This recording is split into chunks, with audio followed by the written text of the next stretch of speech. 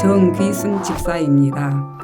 출애굽기 18장 말씀입니다. 모세의 장인이며 위대한 제사장인 이드로가 하나님이 모세에게와 자기 백성 이스라엘에게 하신 일 곧 여호와께서 이스라엘을 애굽에서 인도하여 내신 모든 일을 들으니라. 모세의 장인 이드로가 모세가 돌려보냈던 그의 아내 십보라와 그의 두 아들을 데리고 왔으니 그 하나의 이름은 게르솜이라. 이는 모세가 이르기를 내가 이방에서 나그네가 되었다 하미요. 하나의 이름은 엘리에셀이라. 이는 내 아버지의 하나님이 나를 도우사 바로의 칼에서 구원하셨다 함이더라. 모세의 장인 이드로가 모세의 아들들과 그의 아내와 더불어 광야에 들어와 모세에게 이르니 곧 모세가 하나님의 산에 지친 곳이라.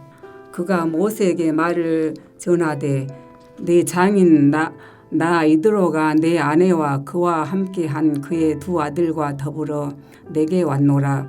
모세가 나가서 그의 장인을 맞아 절하고 그에게 입맞추고 그들이 서로 문안하고 함께 장막에 들어가서 모세가 여호와께서 이스라엘을 위하여 바로와 애굽 사람에게 행하신 모든 일과 길에서 그들이 당한 모든 고난과 여호와께서 그들을 구원하신 일을 다 그 장인에게 말하매 이드로가 여호와께서 이스라엘에게 큰 은혜를 베푸사 애굽 사람의 손에서 구원하심을 기뻐하여 이드로가 이르되 여호와를 찬송하리로다.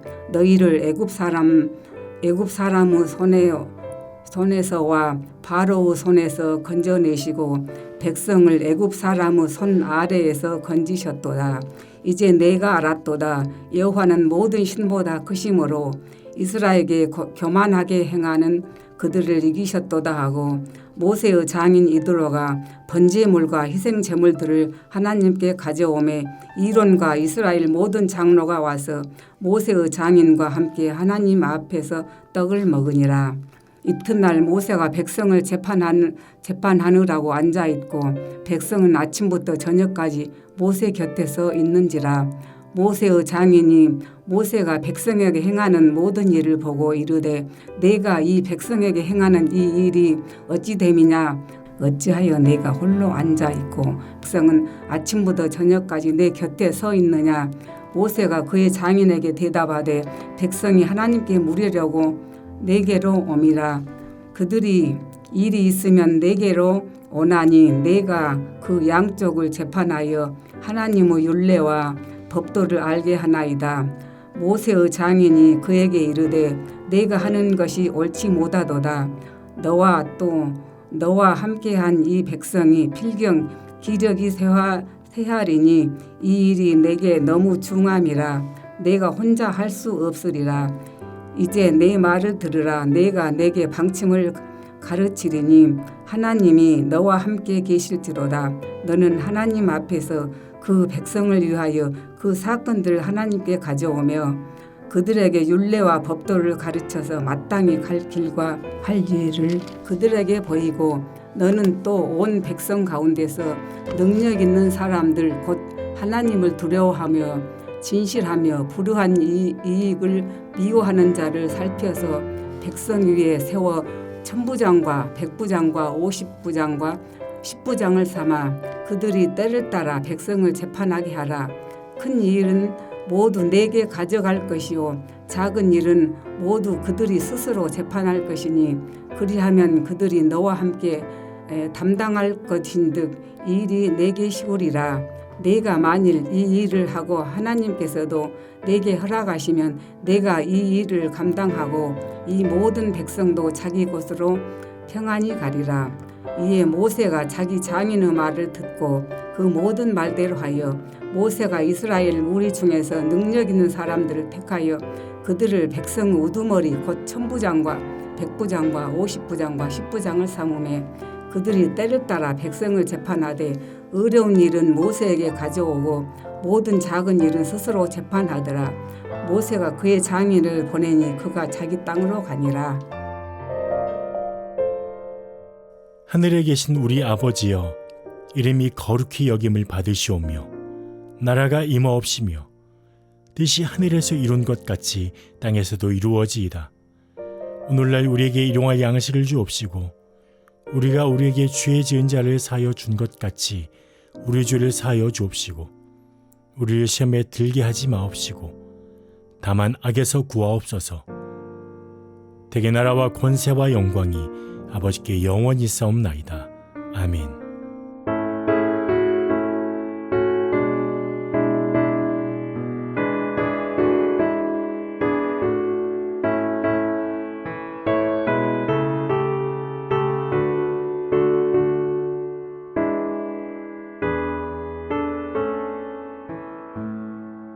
어두운 내 눈 밝히사 진리를 보게 하소서. 진리의 열쇠 내게 주사 참빛을 잡게 하소서. 기쁘신 뜻을 알고자 엎드려 기다리오니 내 눈을 뜨게 하소서. 성령이여 막혀진 내 귀 여시사 주님의 귀한 음성을 이 귀로 밝히 들을 때에 내 기쁨 한량 얻겠네. 기쁘신 뜻을 알고자 엎드려 기다리오니 내 귀를 열어주소서. 성령이여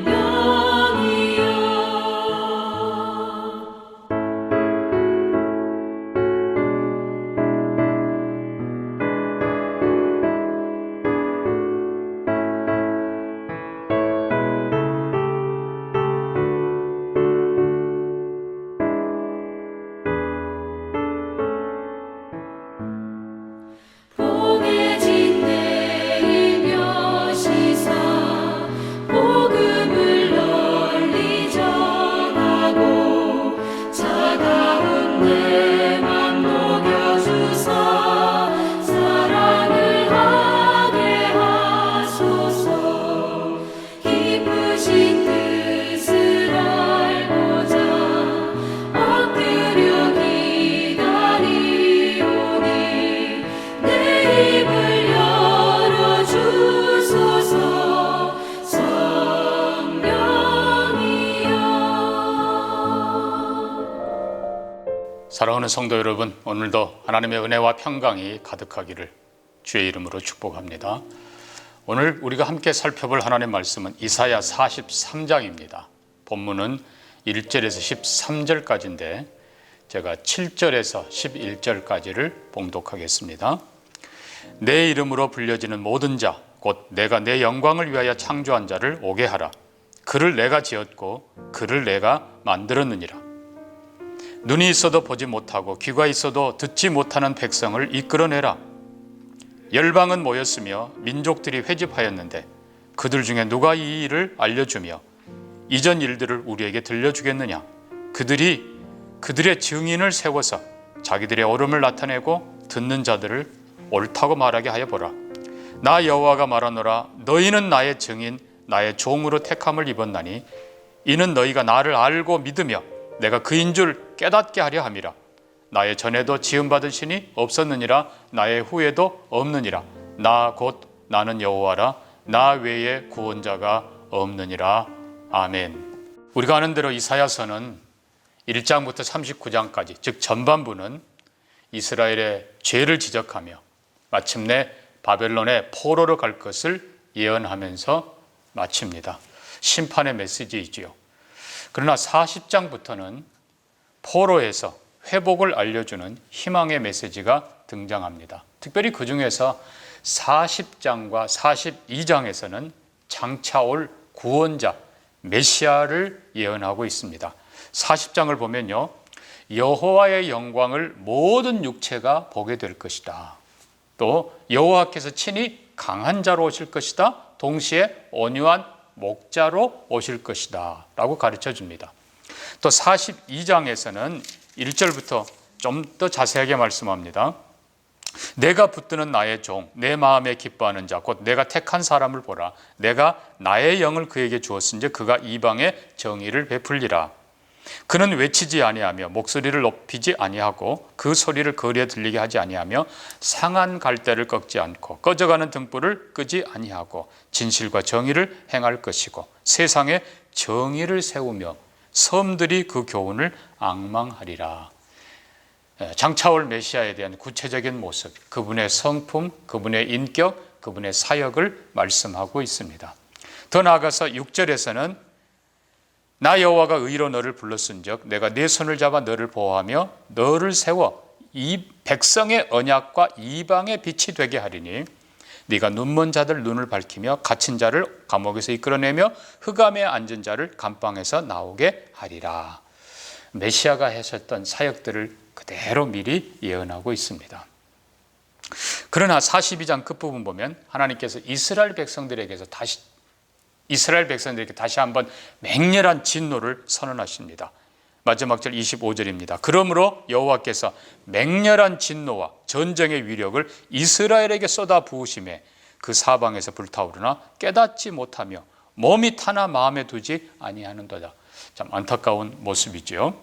자, 그러나 이제 또 43장에 가면 하나님께서 말씀합니다. 우리 본문에는 야고바 이렇게 되어 있는데 원래 원문에는 그러나 야고바 이렇게 되어 있습니다.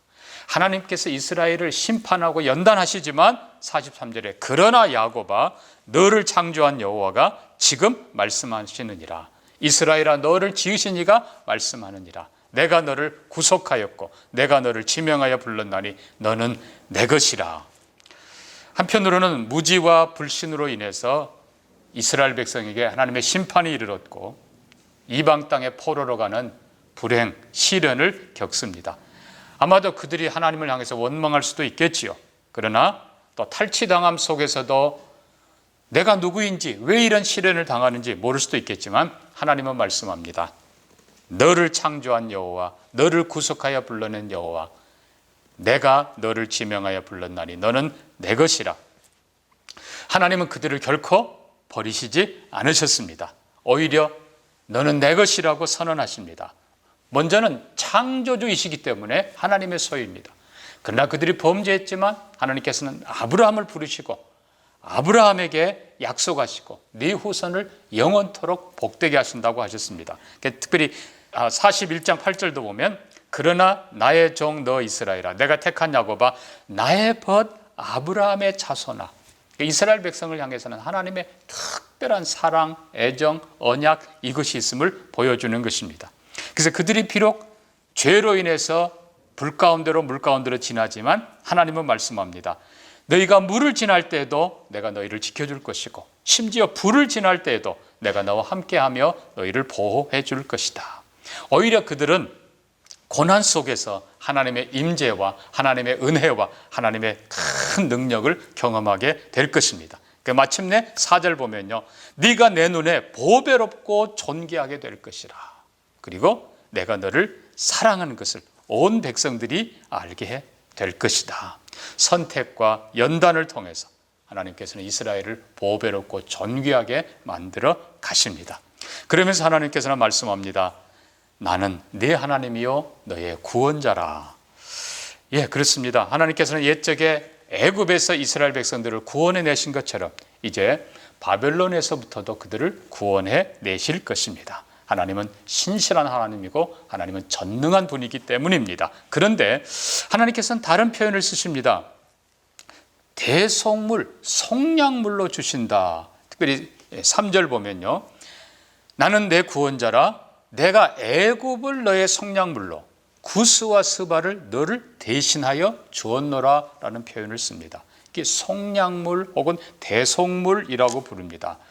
이거는 마치 출애굽할 때 이스라엘 백성들이 죽어야 되는데 이스라엘의 장자들이 죽임 당하지 않기 위해서 애굽은 장자들이 죽임 당했지만 이스라엘은 대신해서 어린 양이 죽임을 당합니다. 그리고 그 죽임당한 어린 양의 피를 문선주에 발라서 이 집은 맏아들이 마땅히 죽어야 되지만 하나님이 약속한 대로 어린 양이 대신 죽었습니다 라고 고백한 그 집은 심판의 천사가 넘어갔던 것입니다. 마찬가지로 하나님께서는 애굽을 그렇게 대속물로 주셨고 또 구스를 그리고 스바를 대신해서 주셨다라고 표현합니다. 그래서 대신 생명을 지불했다, 대신 피를 흘렸다, 대신 몸값을 지불했다. 이게 바로 장차 올 우리 대신 자기 몸을 내어주실 메시아 예수 그리스도를 예표하는 것입니다. 그래서 이사야 40장에서도 너희 죄가 사함을 받았느니라 라고 말할 때 죄값을 배나 받았다라고 선언하십니다. 배라는 것은 완전이라는 뜻입니다. 이자를 포함해서 모든 걸 완전히 해결하셨다. 그분이 바로 예수 그리스도이시고 그 희생인 것입니다. 자, 5절 보면 하나님께서는 두려워 말라 내가 너와 함께하여 내 자손을 동쪽에서 오게 하고 서쪽에서 모으게 하고 북쪽에서 내놓으라. 그리고 남쪽에게 가두지 말라. 동서남북으로부터 흩어진 하나님의 백성들, 아브라함의 후손들을 다시 모은다고 말씀하십니다. 그냥 오게 될 것이다 라고 말씀한 게 아니라 처음에는 온다라고 하지만 그 다음에는 오게 하고 그 다음에는 부르고 막지 말라 하시고 구체적으로 하나님께서 행동하는 모습이 기록되어 있습니다. 그런데 여기 중요한 것은요, 이스라엘의 귀환, 이스라엘의 회복을 넘어서 하나님은 열방이 주께 돌아오도록 부르신다는 것입니다. 그래서 7절 보면요, 아브라함, 이삭의 딸들만이 아니라 이스라엘의 딸들만이 아니라 7절에 보니까 내 이름으로 불려지는 모든 자라고 표현합니다. 하나님께서 창조하신 하나님을 영원하게 할 모든 자들이 돌아오게 된다는, 하나님께로 돌아오게 된다는 말씀입니다. 그래서 출애굽 때도 보면 애굽 가운데 하나님의 권능을 보여주시고 그리고 이스라엘에게는 특별히 하나님이 보호하시고 흑암이 아니라 빛을 주시고 사망이 아니라 보존하시고 이런 거 특별한 걸 보여주신 다음에 이스라엘을 출애굽할 때 출애굽기 12장 38절에 보면요, 중다한 잡족이 그들과 함께 출애굽했다라고 기록하고 있습니다. 예, 이것이 하나님의 궁극적인 목적입니다. 하나님께서는 바벨론을 애굽처럼 삼으시고 그들을 징벌하시고 그리고 결국은 이제 페르시아가 등장하면서 무너뜨리신 거죠. 그리고 고레스 왕을 통해서 이스라엘 백성에게 포로 귀환령을 내리고 성전 재건령을 내립니다. 놀라운 일이죠. 하나님께서는 이 놀라운 일들을 행하시고 그리고 그 가운데 이스라엘이 돌아오게 하시는데 문제는 이스라엘만 돌아오게 하는 것이 아니라 이 모든 일들을 통해서 열방이 주께로 돌아오기를, 수많은 민족들이 하나님께로 돌아오기를 원하셨던 것입니다. 이것이 하나님의 소망이고 하나님의 꿈입니다. 중요한 것은 이 과정 속에 하나님께서는 이스라엘을 증인으로 삼기를 원하셨다는 것입니다. 그런데 안타깝게도 8절 보면요, 눈이 있어도 보지 못하고 귀가 있어도 듣지 못하는 백성들, 그들을 이끌어내라. 자, 하나님께서는 이 보아도 알지 못하고 들어도 깨닫지 못하고 매를 맞아도 깨닫지 못하는 어리석은 이스라엘 백성들을 열방 속에서 직접 체험하게 하시고 하나님의 살아계신 열방을 통치하시는 하나님, 약속을 이루시는 하나님, 포로 70년 만에 정확하게 돌아오게 하시고 성전 70년 만에 정확하게 재건하게 하시고 그리고 아브라함의 후손 예수 그리스도의 조상 스룹바벨을 통해서 그들을 회복하게 하시는 모습을 보게 하시고 그리고는 열방에게 하나님이 하셨다. 결국 하나님께서는 모든 신 중에 진정한 신이시고 참 하나님이라는 것을 깨닫고 고백하고 간증하게 하시는 증인으로 이스라엘을 삼으신다는 것입니다. 자, 그래서 9절 보면 열방은 모였으며 민족들이 회집하였는데 그들 중에 누가 이 일을 알려주겠느냐. 열방들이 관심을 갖습니다. 옛적 출애굽할 때도 그랬지 않습니까? 기생 라합이 정탐꾼들에게 말합니다. 우리가 다 들었다. 우리가 간담이 녹았다. 너희 하나님은 상천하지의 유일한 하나님이라. 사랑하는 성도 여러분, 하나님께서 애굽에 하셨던 일들을 주위에 있는 모든 나라들이 다 들었던 겁니다. 마찬가지로 하나님께서 바벨론에 행하신 일을 그리고 이스라엘을 구원하신 일을 열방이 다 알고 있어요. 그들이 관심을 갖고 있어요. 듣기를 원해요. 누가 왜 이 일을 하였는가?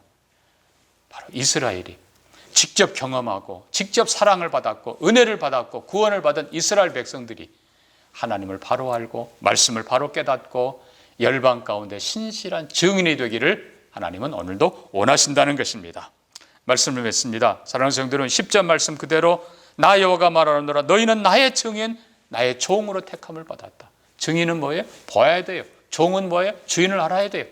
그들이 비록 이방에 고난당하는 과정을 겪지만 그 속에서 살아계신 하나님을 체험하고 도우시는 하나님을 체험하고 열방을 다스리는 하나님을 체험하고 그리고 약속을 이루시는 신실한 하나님을 체험하고 그 하나님의 목적은 우리만 구원하는 것이 아니라 이 땅의 모든 나라 민족들이 참 하나님께로 돌아오기를 원하신다는 것을 그 하나님의 뜻을 가르쳐 주기를 원하시는 것, 이것이 오늘도 하나님의 소망이요 하나님의 꿈이요 하나님의 뜻인 것을 알고 우리 교회가 우리 대한민국이 하나님을 경험하고 하나님을 열방 앞에 고백하는 제사장 나라가 되기를 소망합니다.